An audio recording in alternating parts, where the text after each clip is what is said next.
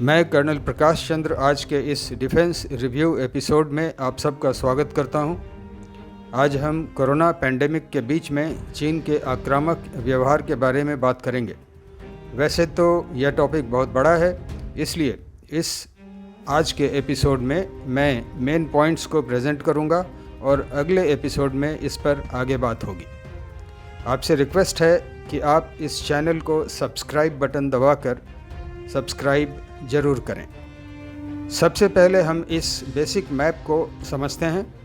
यह map Chinese occupied Aksai चीन और POK को दिखाता है। ब्लैक डॉटेड लाइन LAC और LOC को दिखाता है। आप इस मैप में जिनजियांग भी देख सकते हैं, जो कि चीन का एक मुस्लिम बहुल प्रांत है।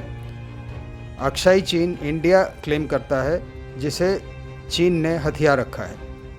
अक्साई चीन हाई ग्राउंड है और मिलिट्री पॉइंट से बहुत इम्पॉर्टेंट है। चीन के इस इलाके में आर्मी मूवमेंट के लिए काफ़ी रोड वगैरह बन चुका है चाइनीज़ साइड में। यह रोड अक्साई चीन को जिनजियांग और तिब्बत से कनेक्ट करता है, जिससे कि आसानी से उस साइड से LAC तक आर्मी का मूवमेंट, चाइनीज़ आर्मी का मूवमेंट हो सकता है। अब हम अगले मैप को देखते हैं। आज लगभग पूरी दुनिया के देश चीनी कोरोना से बुरी तरह प्रभावित हैं। सभी देशों की इकोनॉमी खराब हो गई है। करोड़ों लोगों का रोजगार खत्म हो गया है। अगर चीन ने वुहान कोरोना को छुपाया नहीं होता तो इतना नुकसान नहीं हुआ होता, लेकिन चीन का रिएक्शन बहुत ही गैर जिम्मेदाराना रहा है और अब वो उल्टा चोर कोतवाल को डांटे की पॉलिसी पर चल रहा है। चीन दूसरे देशों की बाउंड्री की कोई इज्जत नहीं करता। वह कहीं भी दूसरे देशों के ज़मीन को क्लेम करता है। इस मैप से साफ पता चलता है कि चीनी आर्मी अभी जो घुसपैठ की हरकतें कर रही है वो इसी एरिया में है, जैसे Galwan valley, Pangong lake area और दामचौक।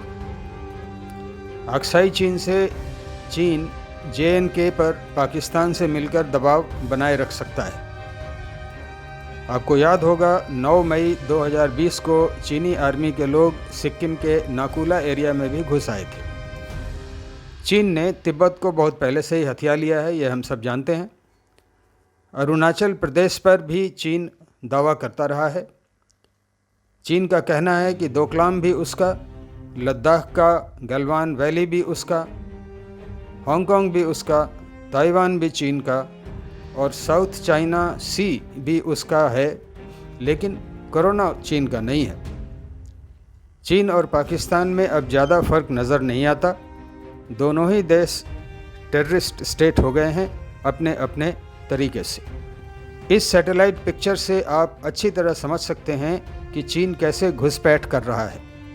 अक्साई चीन एरिया भारत का है। हम येलो लाइन तक के एरिया को क्लेम करते हैं, लेकिन रेड लाइन अभी के समय का LAC है। चीन इस रेड लाइन के भी आगे आ जाता है और आगे के कुछ एरिया को अपना क्लेम करता है। चीन ने रेड लाइन के पीछे के एरिया को बहुत अच्छे तरीके से डेवलप कर लिया है, रोड वगैरह बना लिया है आर्मी मूवमेंट के लिए। लेकिन जब इंडिया अपने एरिया में रोड बनाता है तो चीन उससे डिस्टर्ब्ड होता है और प्रेशर टैक्टिक्स करता है, दादागिरी दिखाता है एक तरीके से। 31 मई के अखबार में खबर छपी थी कि चीन इस बार LAC के पार ज़्यादा अंदर आ गया है। चीन पोस्ट कोरोना पीरियड में खुले तौर पर एग्रेसिव हो गया है। चीन की पीपल लिबरेशन आर्मी ने 5 मई को पैंगोंग लेक एरिया में अपना एग्रेसिव बिहेवियर दिखाया था, जब उन्होंने भारतीय सेना के जवानों के साथ धक्का मुक्की किया था। गलवान वैली एरिया में भी चीन का बिल्डअप दिखाई दे रहा है। चीन ने LAC के अपने साइड में रोड, रेलवेज, एयरपोर्ट इत्यादि का अच्छी तरीके से डेवलपमेंट कर लिया है, ताकि उसकी आर्मी बहुत जल्दी हमारे एरिया तक भारी संख्या में इक्विपमेंट के साथ डिप्लॉय हो सकती है। लेकिन अगर इंडिया कोई सड़क अपनी साइड में बनाता है तो चीन तुरंत उस पर ऑब्जेक्शन करता है। दौलत बेग ओल्डी एरिया में इंडिया द्वारा सड़क बनाने पर भी चीन ऑब्जेक्शन करता है।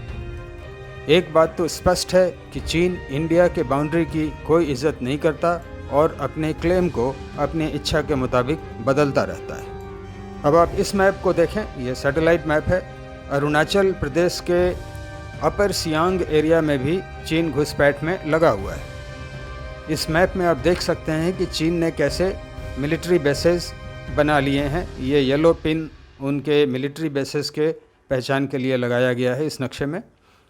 चीन एक और हथकंडा अपनाता है, वह हमारे एरिया में घुसकर धीरे धीरे कच्ची सड़कों का निर्माण करता है और बाद में बोलता है कि ये सड़क उसका है, इसलिए ये एरिया भी हमारा है। चीन का यह एग्रेसिव बिहेवियर सालों से चल रहा है। इंडिया अभी तक इस बिहेवियर को डाउन प्ले करता रहा है, लेकिन कोरोना पेंडेमिक के बाद ऐसा लगता है कि चीनी नेता एक तरह से पागल हो गए हैं। उन्होंने इल्लीगल टेरिटोरियल क्लेम की सारी सीमाएं तोड़ दी हैं।